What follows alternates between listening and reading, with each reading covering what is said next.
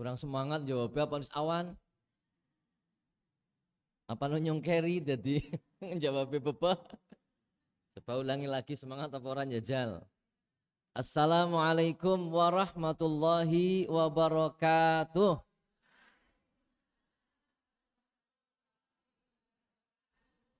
Lumayan lah ya. Tapi tolong jawabnya karena assalam ada alif lamnya, maka jangan waalaikumsalam. Waalaikumsalam warahmatullahi wabarakatuh. Baik, alhamdulillahirabbil alamin wa bihi nasta'inu ala umurid dunya waddin wassalatu wassalamu ala asyrafil anbiya'i wal mursalin wa ala alihi wa sahbihi ajma'in. Asyhadu an la ilaha illallah wa asyhadu anna Muhammadan abduhu wa rasuluh. Rabbi shrah li sadri wa yassir li amri wahlul 'uqdatam min lisani yafqahu qawli amma ba'd. Wa qala Allah ta'ala a'udzu billahi minasyaitonir rajim. Ya ayyuhalladzina amanu taqullaha haqqa tuqatih wa la tamutunna illa wa antum muslimun. Shadaqallahu azim. Ibu-ibu yang berbahagia dan mudah-mudahan senantiasa diberikan kebahagiaan lahir batin, dunia akhirat, diberi rahmat, taufik, hidayah serta maghfirah dari Allah Subhanahu wa taala. Amin ya rabbal alamin. Bersyukur kepada Allah pagi hari ini jelang siang kita masih diberi nikmat yang luar biasa. Mari kita syukuri terus. Gunakan nikmat sehat sempat untuk ibadah. Apapun aktivitas kita jangan lepas dari nilai ibadah. Ibadah bukan hanya ngaji, ibadah bukan hanya sholat, ibadah bukan hanya haji, zakat, tidak. Aktivitas apa saja jangan sampai lepas dari ibadah. Mencari rezeki kita, kerja kita, ngendong kita, ya harus bernilai ibadah. Jangan ngendong sing ora kanggo gawe, tapi ngendong silaturahmi untuk bertukar pikiran, untuk saling bantu membantu dan lain sebagainya.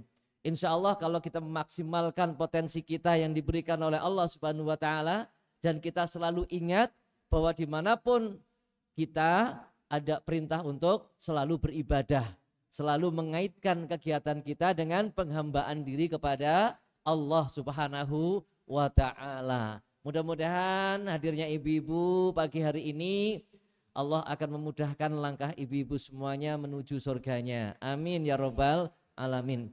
Baik, kajian kita tentang ibadah dulu sudah kita bahas. Toharoh nggih? Sudah wudu sudah? Tayamum sudah?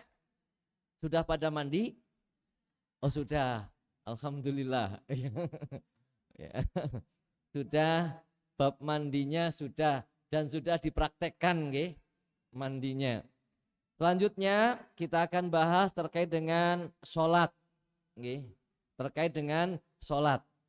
Lah nek wudu tok, tayamum atau mandi ora sholat, kira-kira bagaimana ibu-ibu? Hamba yang baik apa bukan? Ya wis wudu, ya mandi janabah, tapi ora sholat. Nggak ngapa kayak gitu kan? Nggak ngapa. Lah ini, karena bersuci itu memang dalam rangka untuk apa? Kita mengerjakan yang diperintahkan oleh Allah, yang disyaratkan dalam keadaan suci. Yang paling utama adalah sholat. Nah ini ibu-ibu maka monggo kita koreksi terus sholat kita. Wis pintera kaya ngapa, dhuwure kaya ngapa pendidikane, SD, SMP, SMA, S1, S2, S3, ya. Arep ese pira bae pokoknya itu tetap harus kita koreksi terus sholat kita. Itu harus dikoreksi terus. Ya, karena memang godaan setan itu apa? Terus saja nggak pernah berhenti setan menggoda kita. Oleh karena itu ya kita koreksi terus, kita jaga terus kualitas sholat kita. Mudah-mudahan kita bisa menjaganya dan mudah-mudahan Allah memberikan kemudahan kepada kita, kekuatan kepada kita untuk terus menjaga sholat kita, sholat yang baik, yang berkualitas sampai dengan akhir hayat kita. Amin ya rabbal alamin. Baik, pagi hari ini kita akan berbicara tentang sholat dalam rangka untuk itu. Nggih, kita coba lihat kembali sholat kita seperti apa dan seterusnya. Ibu-ibu yang berbahagia rahimakumullah, rahimakunallah. Karena ibu-ibu kabeh ya, anak bapak pakai siji dek. Anak bapak pakai siji. Ya makanya tetap rahimakumullah anak bapak pakai. Anak sing lanang. Ya. Ki lanang bener, Mbok? Iya. Baik. Sebelum kita berbicara tentang kaifiyah tata caranya, maka terlebih dahulu dan yang penting kita pelajari lebih dulu itu apa? Pengertian, dasar hukum dan juga nanti ada yang namanya persiapan untuk sholat. Oke. Ada persiapan untuk sholat. Baik, dasar hukum sholat, Bapak Ibu ya. Ibu-ibu itu insya Allah sudah sering, sudah sering mendengar tentang dasar hukum sholat. Kenapa kita sholat, Bu? Ya, kenapa kita sholat? Ya karena diperintahkan.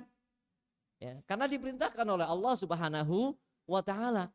Kalau nggak diperintahkan nggak boleh kita sholat. Ya, maka pada saat-saat tertentu ketika kita dilarang sholat, ya nggak sholat. Terutama panjenengan. Kalau wong lanang orang ana larangane. Wong wadon ada saat-saat yang dilarang untuk sholat. Ketika apa? Haid, nifas, nggak boleh sholat. Makanya nggak boleh nyung ibadah lah. Masa sholat mandeg. Nah, ada larangan. Nah ini nggih. Jadi hukum asal ibadah itu haram, tidak boleh dilakukan kecuali ada dalil yang memerintahkannya, termasuk sholat. Maka dalil-dalil yang memerintahkan sholat banyak sekali di dalam Al-Quran ataupun Al-Hadis, banyak sekali. Perintah sholat yang kemudian dikaitkan dengan zakat itu juga banyak sekali, tidak kurang dari 25 ayat. Baik, di antaranya di dalam Al-Quran surat An-Nur ayat 56. An-Nur ayat 56. Ini perintah sholat. A'udzubillahi minasyaitonirrajim. Wa aqimus sholata wa atuz zakata wa ati'ur rasula la'allakum turhamun. Wa aqimus sholah, dirikanlah sholat, wa atuz zakah, tunaikanlah zakat, bayarlah zakat, wa ati'ur rasul, taatilah rasul, la'allakum, agar supaya kamu sekalian turhamun, diberi rahmat oleh Allah Subhanahu wa Ta'ala. Kira-kira nek diberi rahmat seneng napa mboten? Sudah ada yang diberi rahmat? Bu Rahmat dong. Ada enggak nih? Ada Bu Rahmat enggak? Wah itu yang jelas diberi rahmat oleh Allah Subhanahu wa Ta'ala. Diberi pak rahmat. Nah luar biasa mbok. Ya kepengen diberi rahmat sampai mati. Nah itu enggak. Ya Allah, kasih sayang Allah luar biasa. Tentu kalau kita orang yang waras, orang yang memang mengharapkan kebahagiaan yang sebenarnya dunia akhirat, maka yang kita harapkan adalah rahmat Allah Subhanahu wa Ta'ala. Lah ini. Lah di antara jalan agar kita mendapatkan rahmat dari Allah Subhanahu wa Ta'ala, di antara cara agar kita mendapatkan rahmat dari Allah Subhanahu wa Ta'ala adalah dalam ayat ini, aqimus sholat, dirikanlah sholat.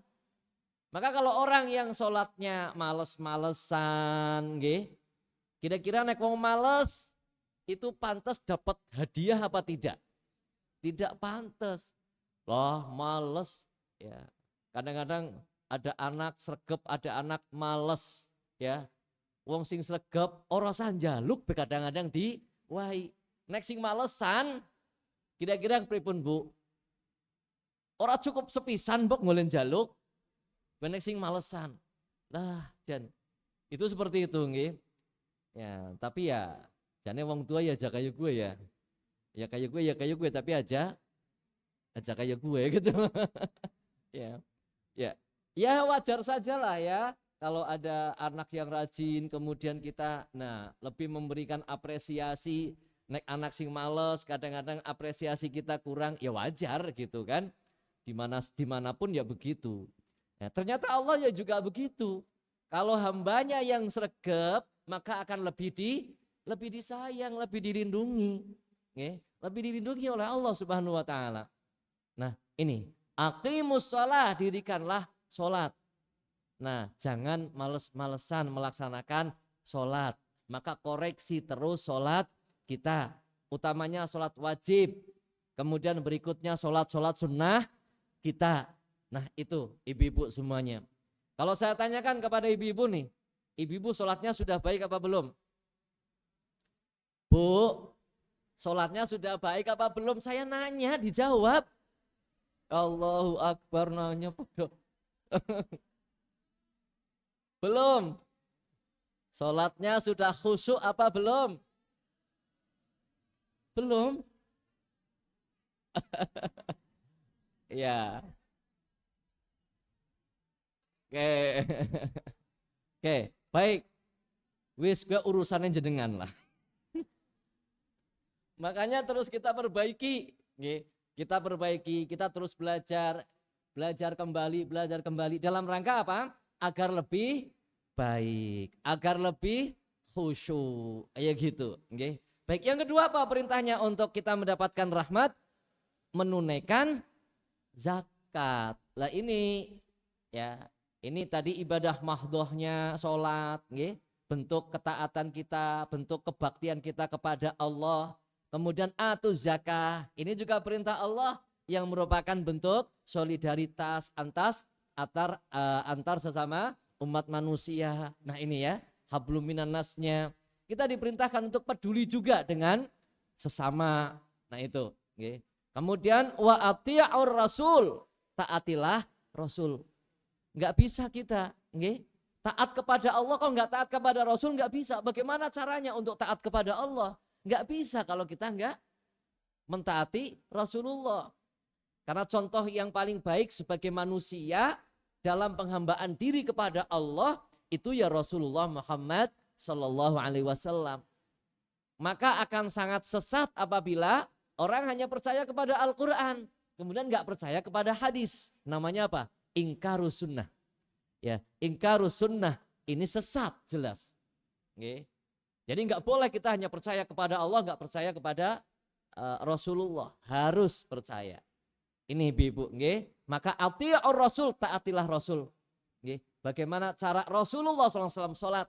Rasulullah sudah menyampaikan kepada kita, Shollu kama ra'aitumuni usolli. Sholatlah kamu sekalian sebagaimana engkau melihat aku sholat. Lah ini dalam hal sholat, dalam hal zakat, dalam hal ibadah yang lainnya, itu kita diperintahkan untuk mencontoh Rasulullah Muhammad Sallallahu Alaihi Wasallam. Oke, satu ayat saja ya sebutkan.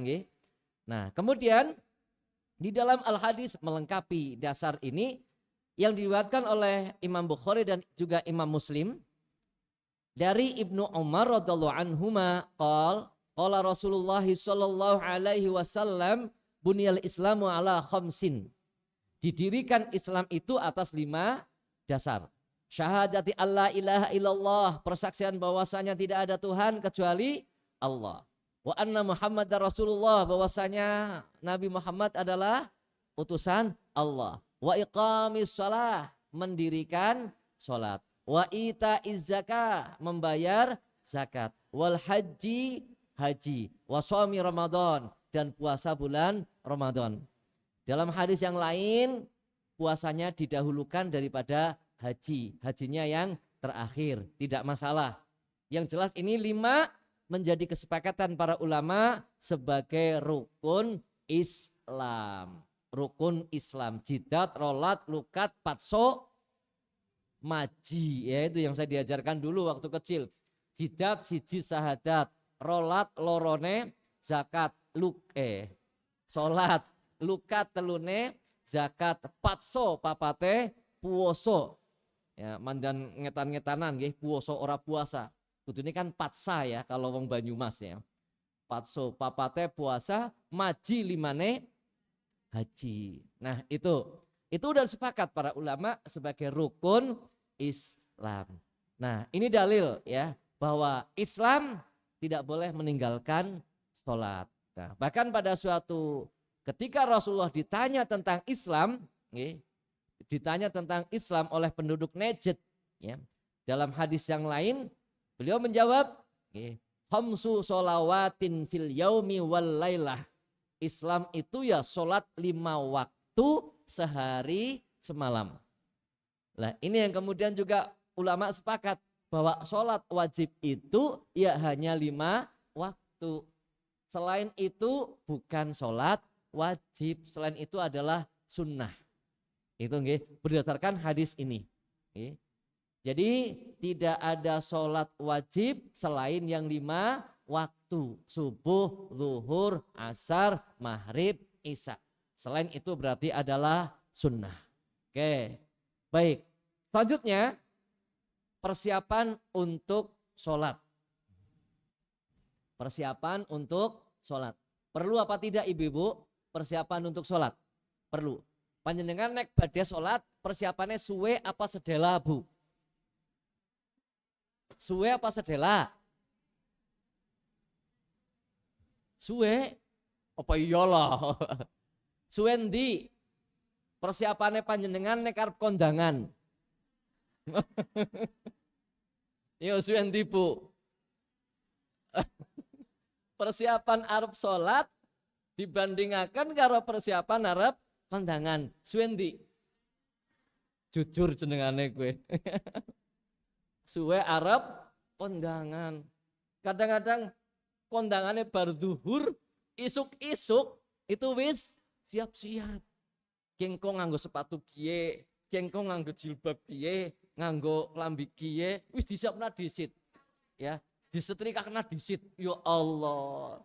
Kowe nggo ngapa arep kondangan? Kapan? Mengko sore. Allahu Akbar. Kowe wong wadon.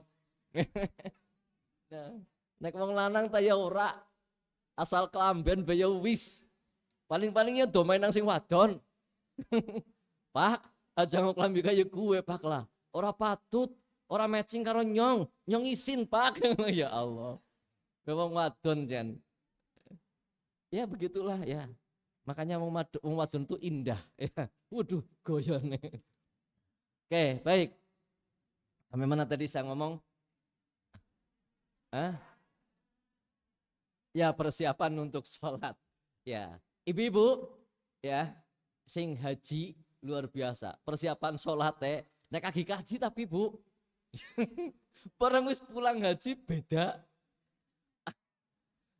Lagi kaji nang kana, tapi nek kok biasa bae lho. Yakin sungguh.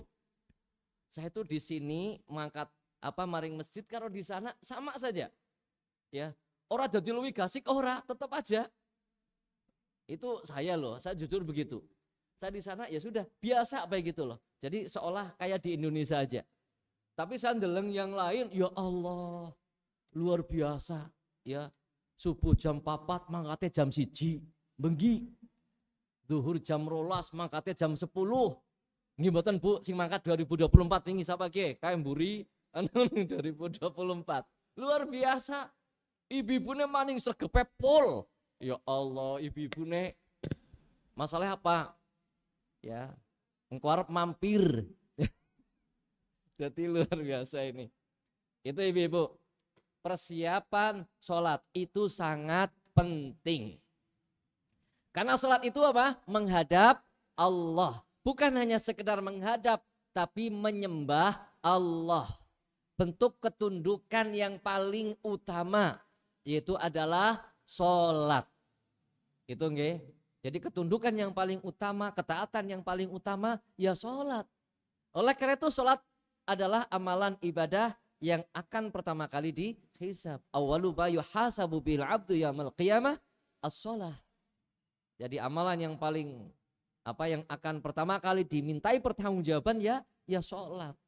Lah ini ibu-ibu, nggih. Jadi monggo persiapkan betul sehingga ketika nanti dimintai pertanggungjawaban itu insya Allah bekal kita cukup, mudah-mudahan begitu, nggih. Persiapannya cukup sehingga pengamalannya baik ya dan akhirnya juga baik insya Allah, amin ya rabbal alamin. Ini ibu-ibu semuanya, nggih. Persiapan sholat penting. Nggih. Wong menghadap presiden juga persiapannya luar biasa. Diundang bupati juga persiapannya luar biasa. Diundang ketua RT B. Ya, ini seharusnya panggil Allah ya harus lebih persiapan. Baik. Yang pertama, mengetahui masuknya waktu sholat. Nah ini nggih. Jadi jangan sampai kita salah.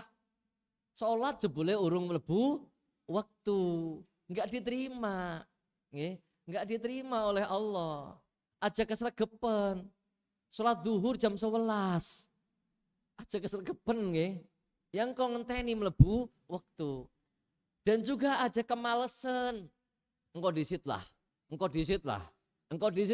Nganti waktune habis atau nganti waktunya di akhir waktu kaya orang penting na temen ngaten lho.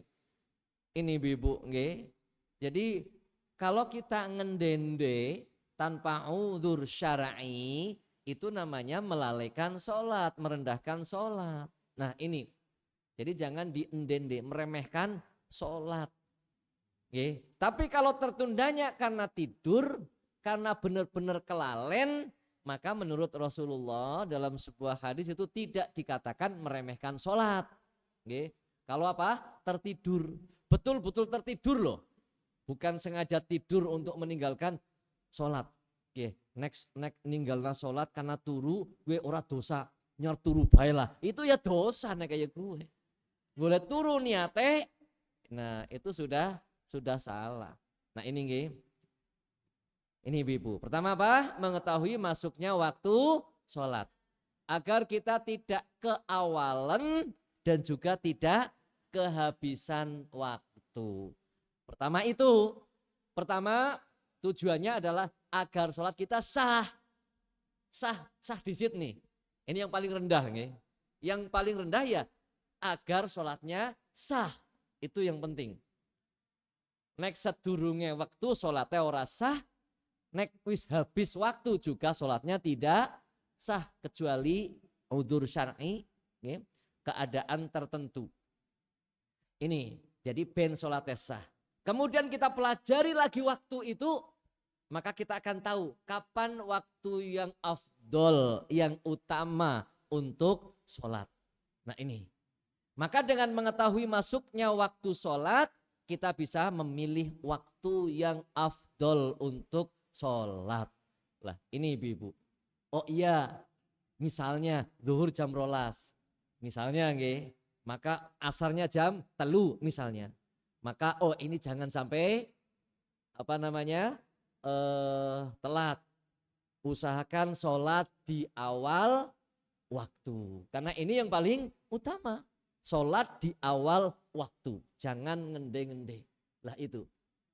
Makanya dalam rangka untuk apa? Untuk mencari yang utama. Nah itu ya. Sah bukan hanya sah, tapi untuk mencari yang waktu yang utama. Kapan? Ngerti betul-betul waktu yang utamanya kapan. Nah ini Bapak Ibu, Ibu-ibu. Nah kemudian yang berikutnya itu juga agar supaya kita bisa disiplin, agar bisa disiplin. Ini ibu-ibu. Ya. Misalnya nih, otomatis kalau bapak-bapak memang harus, ya bukan harus ya, sunnah muakkadah. Kalau di Muhammadiyah tetap hukumnya sholat berjamaah di masjid itu apa? Sunnah muakkadah. Dan pahalanya berapa? 27 kali lipat. Nah ini itu juga disiplin. Ketika berjamaah di masjid, sebelum adzan bisa berangkat ke masjid sehingga jamaahnya tidak apa? Tidak masbuk, jamaahnya sempurna. Lah ini Bapak Ibu, itu mendidik kita untuk disiplin. Oke. Bapak Ibu rahmati Allah Subhanahu wa taala, tentang dalil waktu sholat kita bisa lihat di dalam Al-Qur'an ini secara umum, detailnya ada di dalam Al-Hadis. Secara umum di dalam Al-Quran Nisa ayat 103. Inna sholata kana mu'minina kitaban mauquta. Akhir surat An-Nisa ayat 103. Inna sholata samana salat iku alal mukminina wong mukmin kitaban mauquta, waktu yang sudah ditentukan. Jadi ada salat itu sudah ditentukan waktunya. Ini Ibu, nggih. Jadi sudah ditentukan waktunya, enggak boleh tenang dewek, agi semangat, agi semangat gasik banget, agi ora semangat ngelendeh banget. Nah, ini. Maka Allah sudah menegaskan inna sholata kanat 'alal mu'minina kitaban mauquta. Sungguh salat itu adalah fardu yang telah ditentukan waktunya atas orang-orang yang beriman. Oke, baik. Kita lanjutkan. Di dalam hadis riwayat Imam Muslim,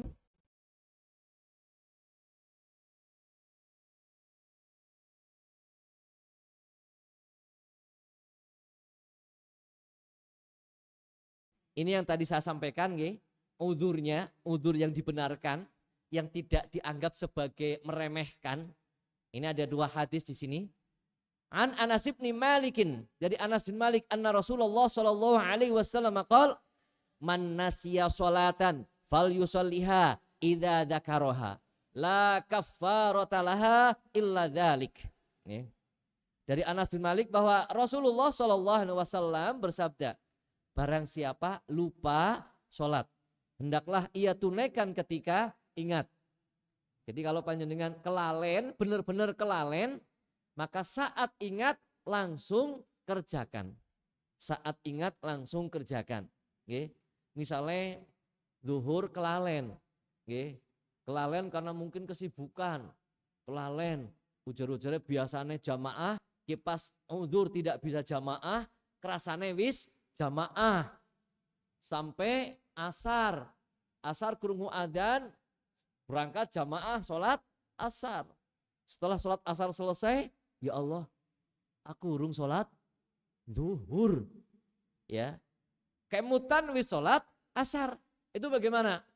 Tetap langsung laksanakan sholat saat itu.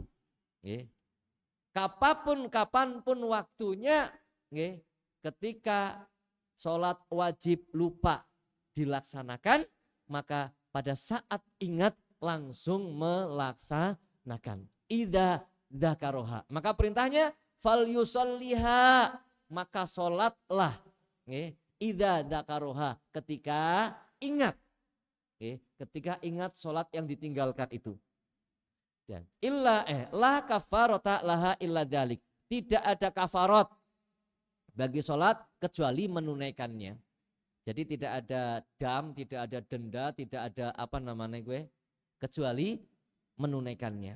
Kemudian hadis yang lain riwayat An-Nasa'i, an Abi Qatadah, dari Abu Qatadah, beliau berkata, dzakaru lin nabiyyi sallallahu alaihi wasallam naumahum anis shalah. Faqal innahu laisa fin naumi tafriqun, innamat tafriqu fil yaqadhah. Fa idza nasiya ahadukum sholatan aw nama anha falyusalliha idza dzakaraha. Ini dalil kalau kita tertidur itu bukan meremehkan sholat. Tapi itu tadi betul-betul tertidur, bukan sengaja tidur. Nah, dari Abu Qatadah dia berkata, para sahabat menceritakan kepada Nabi SAW bahwa mereka tertidur sehingga tidak sholat. Maka Rasulullah SAW bersabda, sikap meremehkan sholat itu tidak berlaku dalam keadaan tidur. Maksudnya apa? Ketika orang tertidur tidak termasuk orang yang meremehkan sholat. Itu nggih. Tetapi sikap meremehkan sholat itu berlaku dalam keadaan terjaga. Terjaga artinya apa? Tidak tidur sedang sadar. Tidak tidur kita sedang sadar, tapi kemudian mengko sampai waktunya habis, maka ini yang disebut dengan apa? Meremehkan sholat, at-tafriq. Ini jadi jangan sampai kita meremehkan sholat. Sholat itu penting dan maha penting, ya, terpenting di dalam ibadah kita. Ini ibu-ibu. Kemudian Jika salah seorang dari kalian lupa sholat, nah ini dalil lagi, ketika lupa atau tertidur, maka hendaklah ia mengerjakannya ketika ia ingat. Nggih, itu nggih. Jadi demikian. Oke. Itu yang pertama. Waktunya masih ada apa sudah habis? Oh, masih banyak. Sampai jam 4 sore nggih. Baik, itu yang pertama nggih, tentang apa? Waktu sholat. Jadi yang jelas pertama terkait dengan waktu sholat ini, ada waktu yang telah ditentukan, nggih, yaitu waktu subuh, zuhur, asar, maghrib, isya. Itu sudah ditentukan. Ketika kita terlupa pada waktu-waktu yang sudah ditentukan itu, maka tidur, maka kita lakukan pada saat ingat. Berarti sudah di luar waktu. Maka kalau ditanyakan oleh orang sholat di luar waktunya boleh apa tidak? Boleh. Orang sholat di luar waktunya boleh apa tidak? Boleh. Kalau, kan kayak gitu kan? Kalau orang yang lupa, kalau tertidur, atau kalau jamak. Itu nggih. Kalau jamak maka dilakukan di luar waktunya. Nah itu nggih. Oke, baik. Yang kedua,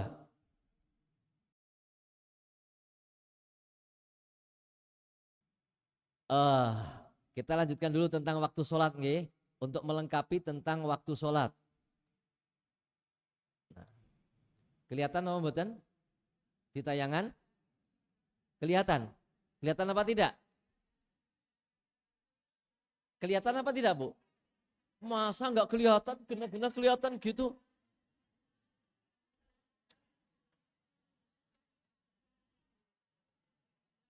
Kalau nggak kelihatan itu kayak gini nih, mana ya? Mana nih? Saya rasa diterusna lah. Oke.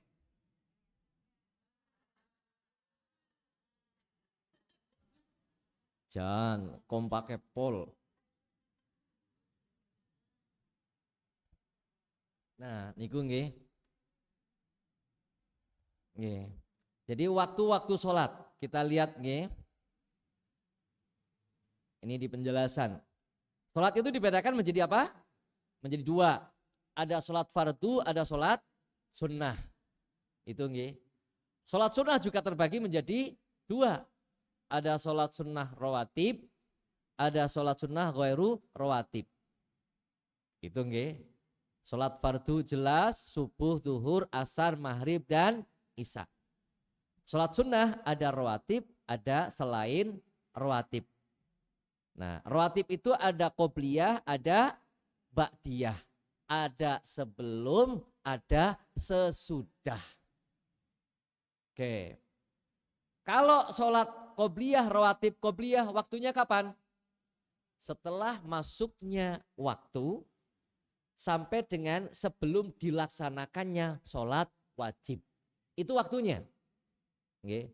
Setelah masuk waktu sholat itu sampai dengan sebelum dilaksanakan sholat itu sholat rawatib qobliyah.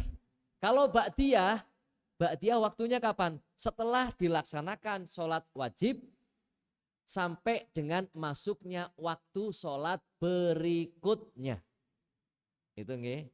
Jadi setelah selesainya sholat wajib, ya, atau setelah dilaksanakannya sholat wajib sampai masuk waktu sholat berikutnya, itu sholat rawatib ba'diyah.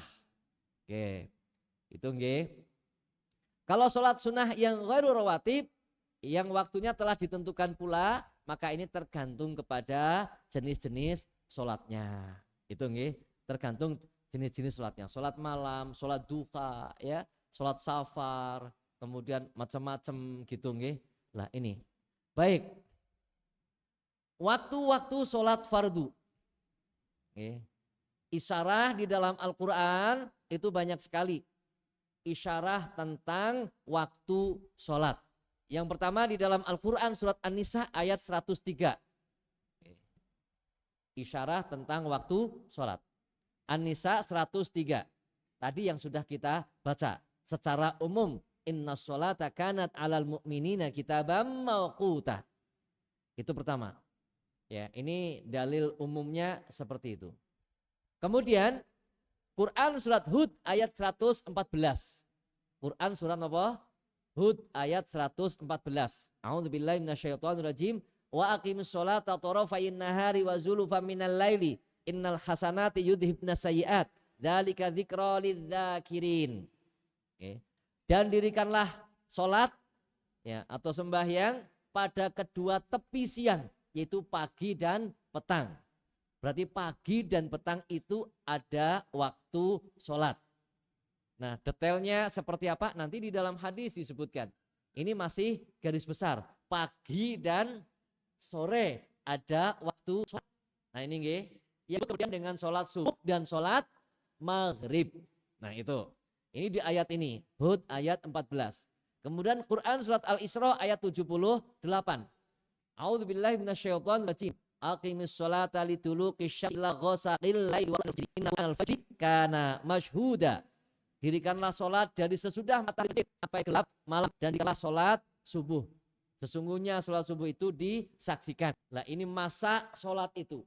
Dari tergelincir matahari terus sampai malam terus sampai subuh. Nah ini juga masih umum. Berarti ada kemudian asar, maghrib, isya, subuh. Ini rotasi sholat. Seret seperti itu. Kemudian ayat 130. Bismillahirrahmanirrahim. Fasbir ala ma yaquluna wasabbih bihamdi rabbika qabla tulu'i syamsi wa qabla ghurubiha wa min ana-laili fasbih wa atrafan hari la'alla. Maka sabarlah kamu atas apa yang mereka dan bertasbihlah dengan memuji Tuhanmu sebelum matahari dan sebelum terbitnya dan tasbihlah pada waktu-waktu di malam hari dan pada waktu-waktu di siang hari supaya kamu laksana. Lah ini.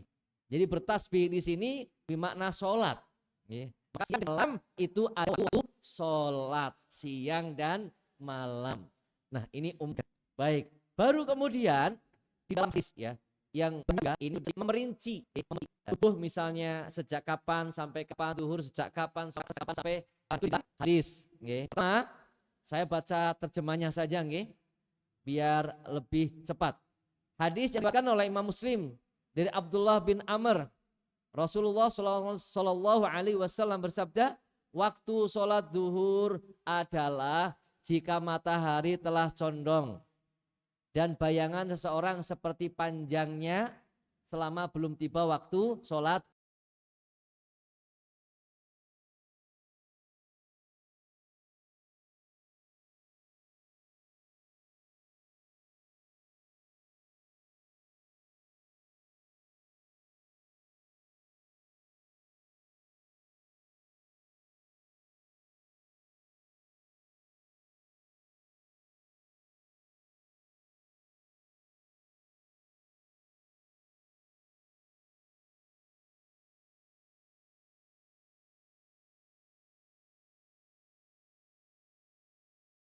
Asar. Nah ini berarti waktu zuhur apa? Setelah matahari condong, tergelincir. Jadi kalau matahari masih di atas kepala lurus, ini waktu haram untuk sholat. Ini belum masuk waktu zuhur. Tapi kalau sudah bergeser, bayangan sudah ke timur sedikit, namanya sudah zawal, tergelincir. Kalau sudah tergelincir, itu berarti apa? Sudah masuk waktu sholat zuhur sampai dengan waktu masuknya sholat asar, itu waktu sholat zuhur. Itu Dan waktu asar selama matahari belum menguning. Nah, ya, jadi waktu asar itu adalah setelah bayangan bayangan sama, bayangan matahari sama dengan bendanya, itu berarti sudah masuk waktu asar sampai dengan matahari menguning. Berarti matahari sudah ghurub, menguning. Nah, itu sudah habis waktu asar. Nah, itu Nah, ini. Jadi waktu asar dimulai dari panjangnya bayangan sama dengan bendanya. Ya. Panjangnya bayangan sama dengan bendanya, itu berarti sudah masuk asar. Sampai dengan matahari mulai menguning, mulai tenggelam matahari. Nah itu. Okay.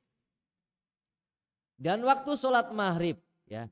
Waktu sholat maghrib berarti apa? Yaitu ketika matahari telah tenggelam, okay, sudah tenggelam sampai dengan mega merah menghilang. Nah itu ya. Sampai dengan mega merah menghilang dan seterusnya. Ini tidak saya detailkan lagi ya, nanti bisa saya share lah kalau mau dibagikan bisa nggih, saya share aja ke panitia. Biar tidak lama nggih. Artinya seperti itu. Kalau saya ini aja nggih, napa jenengane? Kesimpulannya baiklah. Nggih. Ya. Jadi nanti bisa di-share, bisa itu. Jadi ya, rincian waktu-waktu sholat fardu. Nah ini langsung rinciannya saja. Dalil-dalilnya di atas. Okay? Berdasarkan ayat-ayat dan hadis-hadis di atas disimpulkan bahwa waktu-waktu sholat fardu, waktu zuhur dimulai sejak matahari tergelincir, yaitu sesaat setelah matahari mencapai titik kulminasi dalam peredaran hariannya sampai tiba waktu asar. Waktu asar kapan? Dimulai pada saat bayang-bayang suatu benda sama panjangnya dengan bendanya sendiri, ya, ditambah dengan bayangan zawal sampai tibanya waktu maghrib.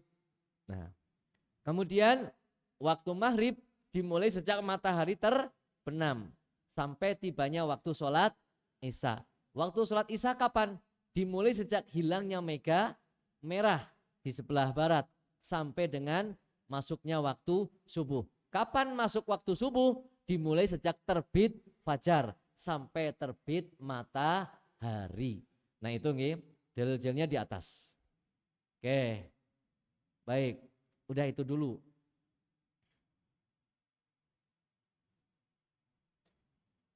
Ya, masih ada waktu? Sampai jam berapa sih kok masih baik? Sampai jam berapa? 10:30. Oke. Ya. Berikutnya, ya satu poin lagi nih. Nanti ada beberapa persiapan sholat. Yang kedua adalah menutup aurat. Nah ini nih. Jadi kalau mau sholat, ya menutup aurat. Ya tidak boleh sholat itu apa? Auratnya terbuka. Ya. Menutup aurat dengan baik dan benar, otomatis. Ya. Sholat tidak sah dengan aurat terbuka. Oke. Dalilnya diantaranya surat Al-A'raf ayat 31. Ya bani Adama khudhu zinatakum inda kulli masjidin wa kulu washrabu wala tusrifu innahu la yuhibbul musrifin. Hai anak Adam, pakailah pakaianmu yang indah di setiap memasuki masjid. Makan dan minumlah dan janganlah berlebih-lebihan. Sungguhnya Allah tidak menyukai orang-orang yang berlebih-lebihan. Nah ini nih. Jadi makan minum tidak boleh berlebih-lebihan. Termasuk ya ketika kita berpakaian. Nih. Berpakaian ketika akan sholat juga jangan berlebih-lebihan. Itu jangan berlebih-lebihan. Yang dimaksud ayat ini adalah ketika masuk masjid melakukan ibadah, sholat, tawaf, itikaf. Hendaklah menutup aurat dengan baik dan benar. Itu nggih. Jadi memasuki masjid, sholat, untuk sholat, iktikaf, ya, untuk tawaf ketika kita haji, umroh, gitu nggih. Maka apa? Supaya memakai pakaian yang terbaik. Pakaian terbaik adalah pakaian yang menutup aurat sesuai dengan syariat, bukan yang mahal. Bukan yang ngejreng, itu tidak. Tapi yang menutup aurat sesuai dengan syariat. Oke, ini. Berikutnya dalil hadis riwayat Abu Dawud dan juga Imam Ahmad. An Aisyah, anin Nabi sallallahu alaihi wasallam annahu qala la yaqbalullahu sholata haidin illa bi khairin. Dari Aisyah radhiyallahu anhu, bahwasanya beliau bersabda, Allah tidak menerima sholat wanita yang sudah haid, artinya yang sudah balik. Orang yang sudah balik tidak sah, tidak diterima sholatnya kecuali memakai tutup kepala, menutup aurat. Jadi kalau ya sudah balik, dia sholat tidak menutup aurat, maka diterima oleh Allah Subhanahu wa taala. Kalau anak kecil yang memang belum diwajibkan, maka kalau dia sudah punya kewajiban sholat tapi tidak menutup aurat, maka sholatnya diterima oleh Allah Subhanahu wa taala. Hadis yang lain, Ana Aisyah radhiyallahu anha, anna Nabiyya sallallahu alaihi wasallam qaal, bahwasanya Nabi sallallahu alaihi wasallam bersabda, la tuqbalu sholatu haidin illa bi khimarin, sama artinya. Dari Aisyah radhiyallahu anha, beliau bersabda, tidak diterima sholat orang yang haid kecuali dengan mengenakan mukena. Ya, artinya apa? Sama, maksudnya haidin itu orang yang sudah haid, orang yang sudah balik. Kecuali dengan menutup aurat. Nah ini baik itu. Nah kemudian terkait dengan aurat. Nah niki aurat laki-laki dan aurat perempuan itu bagaimana? Kita lihat ibu-ibu. Mana nih? Ini sama anak dikecilin jadi nggak bisa lihat malah. Dipinjam anak.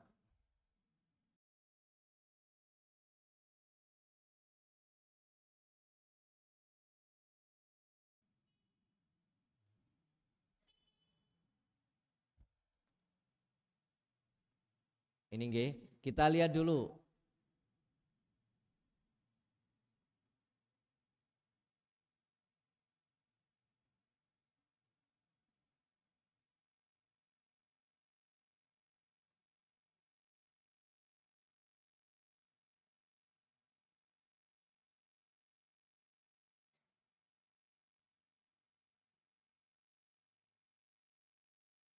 Nah ini aja yang saya buka.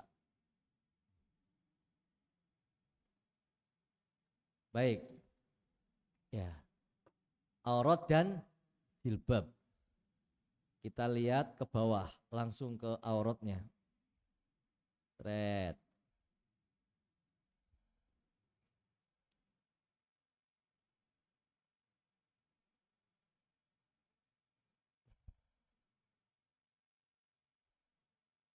Nah ini kita lihat aurat laki-laki. Ya. Oke, pertama aurat ya ibu-ibu membahas aurat laki-laki berapa apa lah ya, kan punya suami gitu kan, punya suami punya anak laki-laki juga. Nah ini aurat laki-laki terhadap laki-laki. Aurat laki-laki di hadapan laki-laki. Ya, ini yang juga harus ditutup ketika sholat. Ya. Menurut jumhur ulama, aurat laki-laki terhadap laki-laki ialah antara pusat perut hingga lutut, wudel sampai dengkul. Itu aurat laki-laki. Terhadap laki-laki. Jadi wong lanang di hadapan wong lanang itu auratnya wudel tekan dengkul. Ya, wudel tekan dengkul. Ini sama sebetulnya dengan aurat laki-laki di hadapan perempuan, itu juga sama. Artinya ketika sama, orang laki-laki auratnya baik di hadapan laki-laki ataupun di hadapan perempuan adalah dari wudel sampai dengkul. Itu Bu, mulane nek bapake panjenengan bojone putrane sing wis balik nggih, kemudian jalan-jalan keluar rumah, lari-lari atau jalan-jalan sehat atau bersepeda, kok nganggo celana pendek, pupune keton aja ulih. Pak, gue aurat pak. Pakai training sing dawa, sing nutupi dengkul. Ya. Misalnya ada anak futsalan, bal-balan, celanane ya di atas lutut. Nah ini juga sudah membuka aurat, nggak boleh. Ini padahal banyak yang kayak gitu kan, banyak orang jalan-jalan wah nyantai baik, ya jangankan sing lanang, wong sing wadon nganggo celana pendek ya pirang-pirang. Coba panjenengan akad pagi jalan-jalan nang gor, saya sering di sana, jadi bojone kon merem kene kan. Ya Allah. Tapi memang Jan, kadang-kadang arep ora nganah kepriwe ya.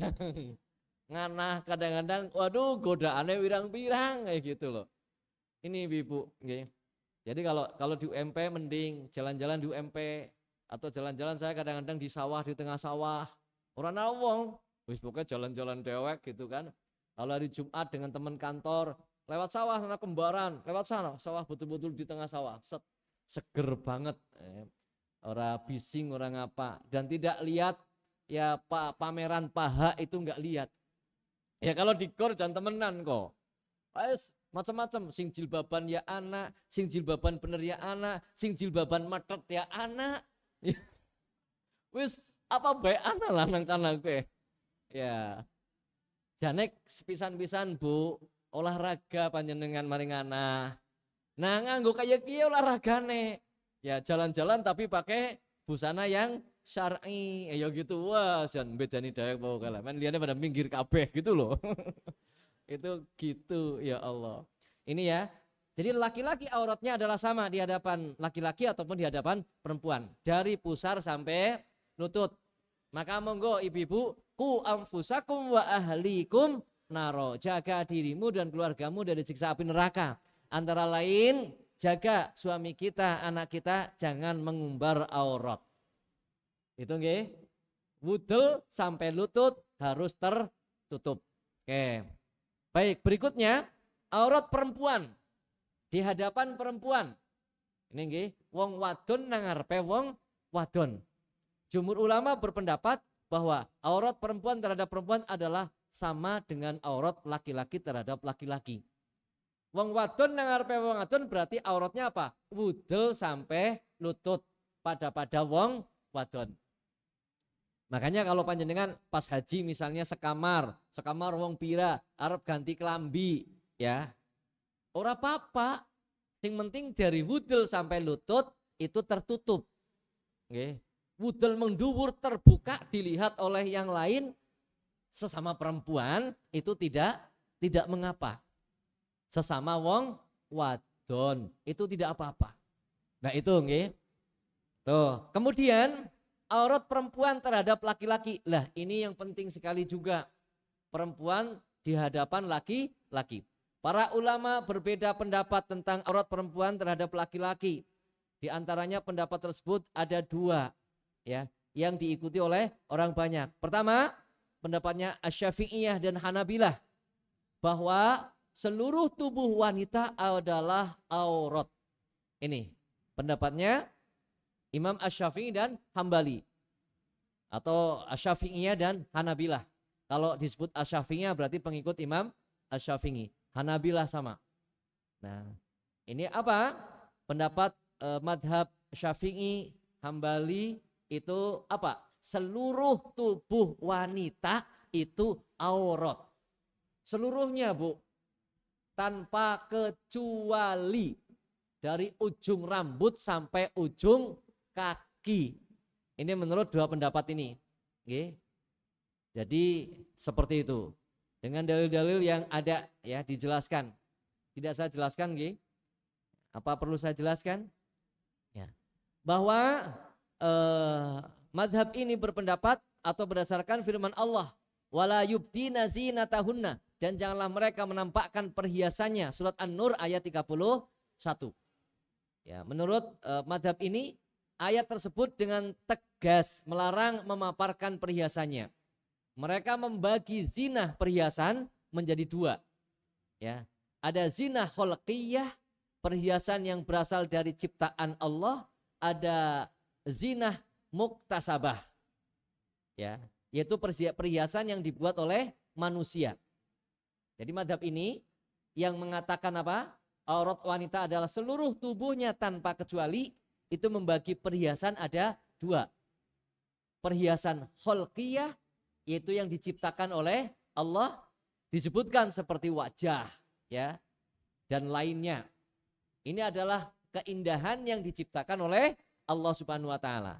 Kemudian ada zinah muktasabah. Zinah yang apa? Perhiasan yang dibuat oleh manusia. Seperti baju, gelang, kerudung ya, kerudung dengan berbagai modelnya gitu nggih. Dan lain-lainnya, perhiasan yang dibuat oleh manusia. Nggih, yang termasuk pupur disebutkan ya. Ayat tersebut mengharamkan kepada wanita menampakkan perhiasan secara mutlak. Baik perhiasan kholqiyah maupun perhiasan muktasabah. Ini menurut pendapat yang ini. Maka haram bagi wanita menampakkan sebagian anggota badannya atau perhiasannya di hadapan laki-laki yang bukan mahramnya. Mereka menakwilkan firman Allah, illa ma dhahara minha, kecuali yang biasa nampak itu bermaksud atau yang dimaksudkan ayat itu menurut mereka menampakkan tanpa sengaja. Jadi kalau kita menampakkan wajah tanpa sengaja tidak berdosa. Menampakkan perhiasan dengan sengaja itu yang berdosa. Menurut pendapat yang ini, ya. Nah, kemudian juga berdasarkan hadis, okay, yang diriwayatkan oleh Imam Bukhari, Ibnu Abbas, ya, dalam bab haji wada. Nah, dalam hadis ini disebutkan bahwa Nabi SAW memboncengkan Al-Fadl Ibnu Abbas, ya, Fadl Ibnu Abbas, anaknya Abbas, pada hari nahar di belakangnya. Dia adalah orang yang bagus rambutnya. Jadi Al-Fadl itu orangnya cakep, ya, ganteng, gitu nggih. Rambutnya bagus, kulite, ya. Ini diboncengaken nang Nabi. Jadi Nabi memboncengaken Al-Fadl, ya, Ibnu Abbas, anaknya Abbas. Dia itu pawanya bagus banget, apik, putih, irungnya mbangir mengduwur. Ya. Nah, kemudian suatu ketika itu berpapasan dengan seorang wanita. Maka duanya ini saling pandang memandang. Wanitanya cantik, Fadlnya bagus, saling pandang memandang. Nah, padahal Fadl sedang diboncengkan oleh Rasulullah. Maka Rasulullah SAW kemudian apa? Memalingkan wajah Al-Fadl ke arah lain. Ya, belok lagi. Ajar. Ya, kalau kita cenderung baik kayak gitu loh. Nah, itu tidak dibolehkan melihat seperti itu. Sehingga ini menjadi dalil bagi pendapat yang mengharamkan ini. Oke. Kemudian ya, apabila keharaman melihat rambut dan kaki, ini juga argumentasi mereka, apabila melihat rambut dan kaki itu haram, melihat rambut dan kaki itu haram, maka keharaman melihat wajah adalah lebih pantas disepakati. Ini melihatnya dari sisi fitnahnya. Orang tertarik kepada perempuan, maaf, yang dilihat apanya dulu? Wajah otomatis. Ya. Wayune, John, glowing temen ya, misalnya kan gitu kan. Wong lanang kan ya gue lah. Ya, nek lihat nini tayus biasa lah. Gitu kan gitu nggih, Bu. Masya Allah. Nah ini, jadi menurut mereka melihat wajah itu lebih berpotensi untuk apa? Timbulnya fitnah daripada melihat rambut. Ya, daripada melihat rambut. Maka melihat wajah lebih pantas untuk diharamkan daripada melihat rambut. Maka kalau melihat kaki dan melihat rambut itu haram, ya kudunya melihat wajah lebih haram. Nah, itu kayak gitu tuh logikanya.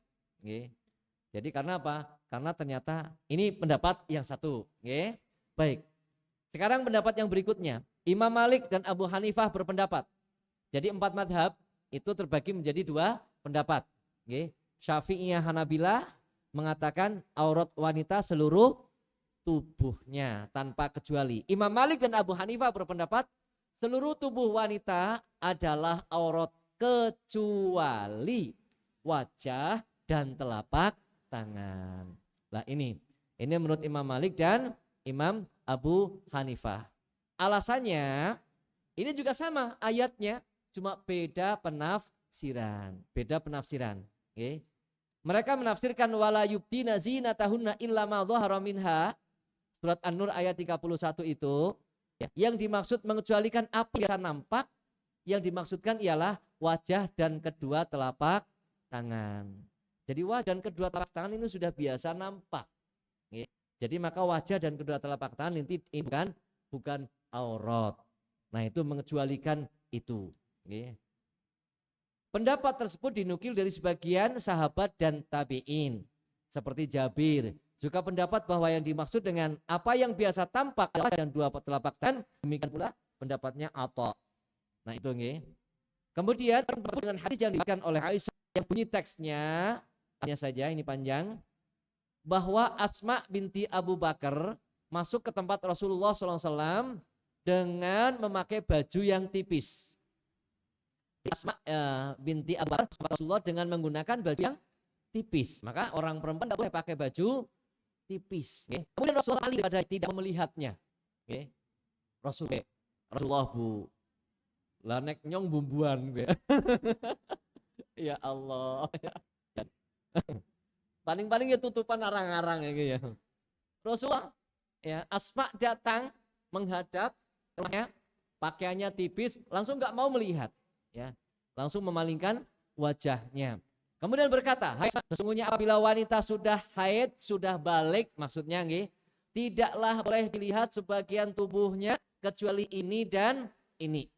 Nah, ini nggih, tidak boleh dilihat tubuhnya kecuali ini dan ini. Beliau menunjukkan kepada muka dan telapak tangan. Nah, ini nggih. Jadi ini ada pengecualian dari Rasulullah Shallallahu Alaihi Wasallam dalam hadis ini. Nggih. Jadi boleh wanita menampakkan anggota tubuhnya kecuali wajah dan telapak tangan. Itulah yang dikatakan oleh Rasulullah Shallallahu Alaihi Wasallam kepada Asma binti Abu Bakar. Kemudian mereka mengatakan juga di perkuat pendapat bahwa wajah dan dua telapak tangan adalah aurat, ialah bahwa dalam melakukan sholat dan juga ketika ihram wanita harus membuka wajah dan dua telapak tangannya. Terutama ketika haji.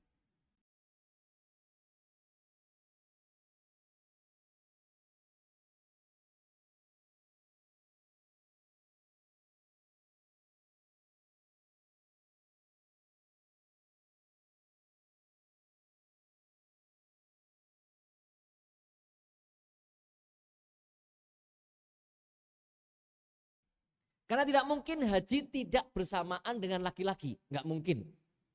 Tidak mungkin haji itu wong wadon dewek, wong lanang dewek, tidak mungkin.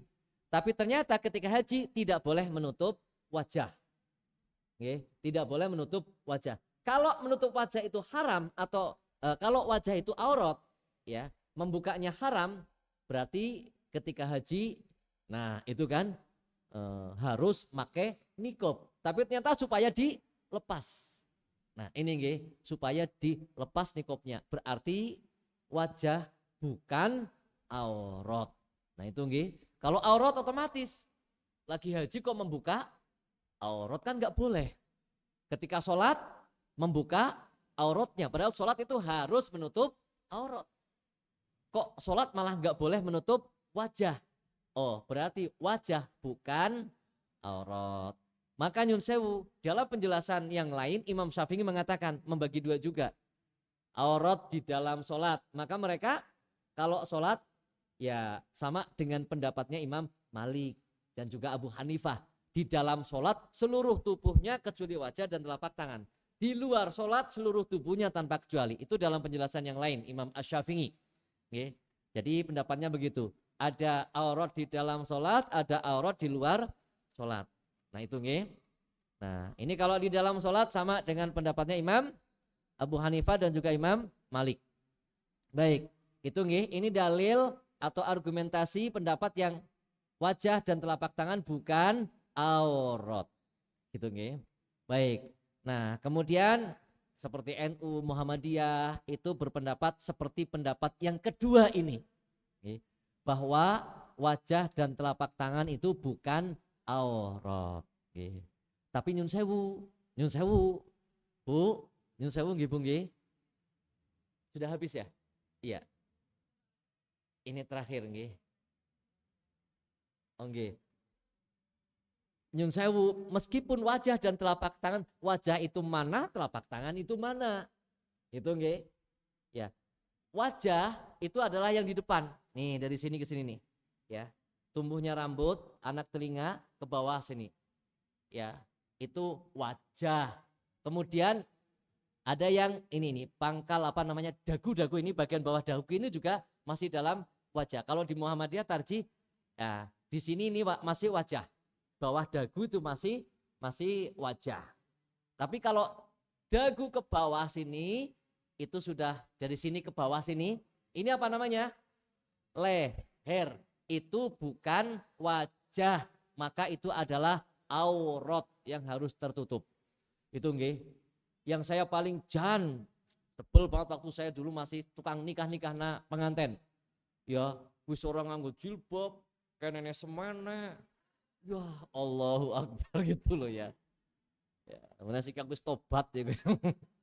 Itu begitu nggih. Itu nggih. Pertama wajah begitu, maka harus betul-betul rambut jangan kelihatan. Jangan sampai ada rambut kelihatan, nggih. Kemudian jangan sampai ada leher yang kelihatan, ya.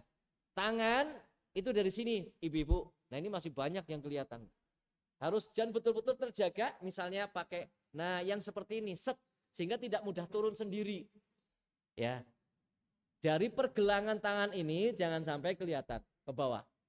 Apalagi ada yang lebar gini. Ustadz tanya tat melurut. Tat tanya tat tangannya ke atas melurut kayak keton. Ya Allah, aku menang baik tapi. Lah kepriwe gitu loh. Ini ibu nggih. Makanya diperbaiki bajunya lebar di sini ya. Tapi apa? Yang mudah untuk sholat. Misalnya sini rapet, tapi misalnya dijogi selerekan atau dijogi benik sing rapet, sehingga ketika wudhu itu ora kangelan gitu loh. Tapi aja semene ya Allah, jangan seringnya dada maning. Itu. Oke, itu dulu nggih. Kita lanjutkan pertemuan yang akan datang. Maaf Ustaz, maksud waktu sudah habis nggih ngertos. Kemudian dan tolong untuk memberi 3 pertanyaan. 3 pertanyaan, sing angel apa sing gampang? Sing gampang apa sing angel? Nah, baik. Pertanyaan pertama. Kapan waktu sholat zuhur? Monggo, siapa yang mau jawab?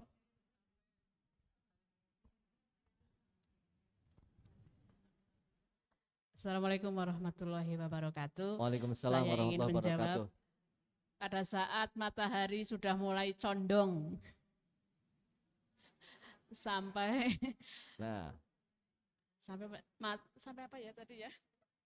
Sampai bayangan kita udah sampai seluruhnya. Oke. Saya benarkan nggih. Jadi ya intinya begitu.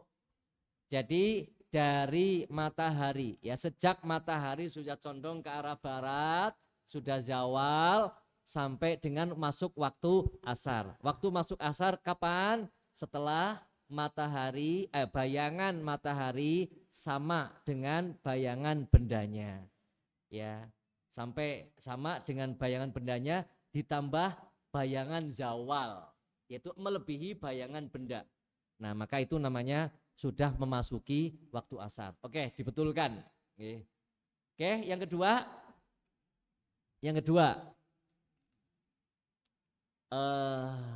Sebutkan salah satu ayat tentang wajibnya sholat. Kewajiban sholat.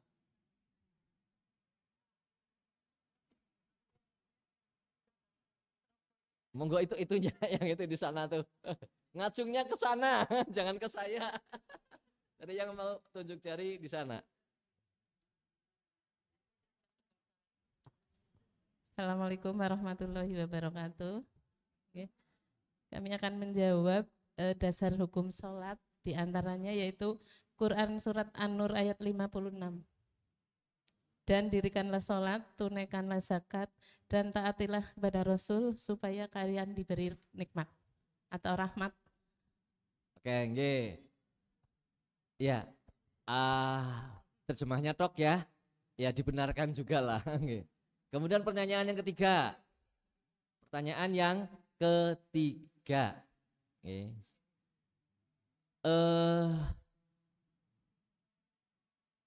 Apa batasan aurat perempuan di hadapan laki-laki?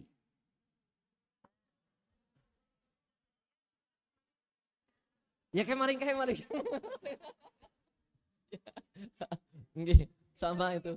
Monggo siapa yang menjawab yang ditunjuk? Bismillah, batasan aurat untuk wanita yaitu dari wajah sampai seluruh tubuh kecuali wajah dan telapak tangan. Ulangi.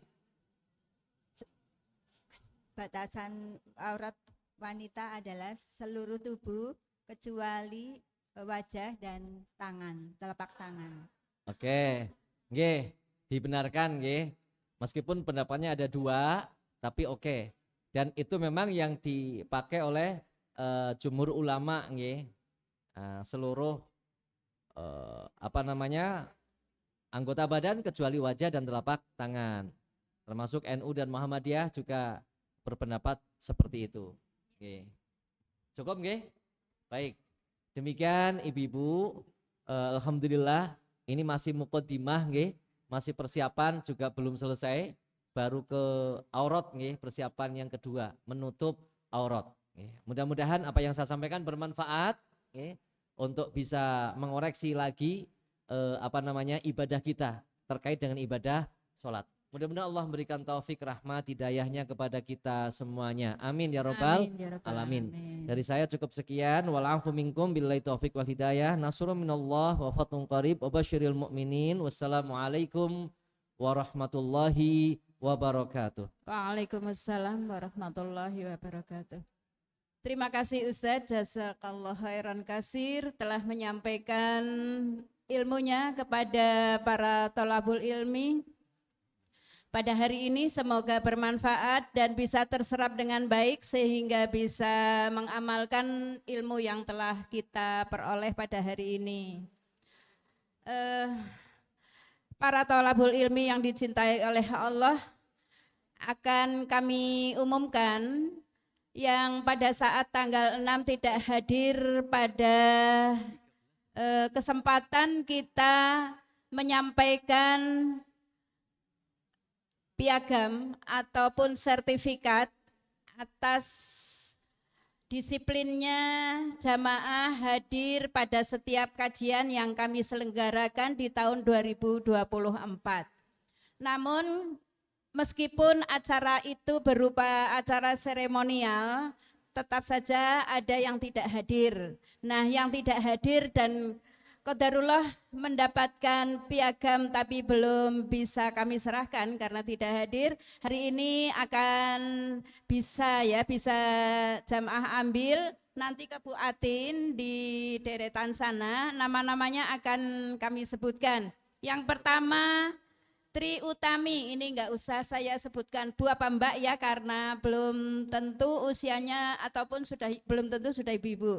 Sulistiawati, Sutirah, Devita, Endah F, Emi, Lis Setiawati, Durorul Awaliyah, Rini Wulandari, Ani, Sunarti, Yuliati, Supriyatin, Wahyuningsih, Ninikte, Maulida, Amsyah, Atun, Diah AF, Yesipe, Titik Puji A, Suprapti, Eni Utari.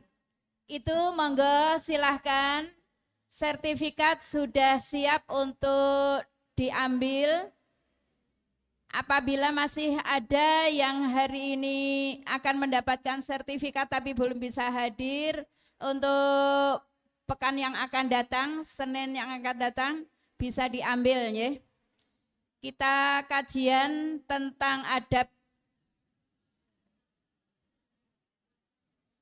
dan akhlak.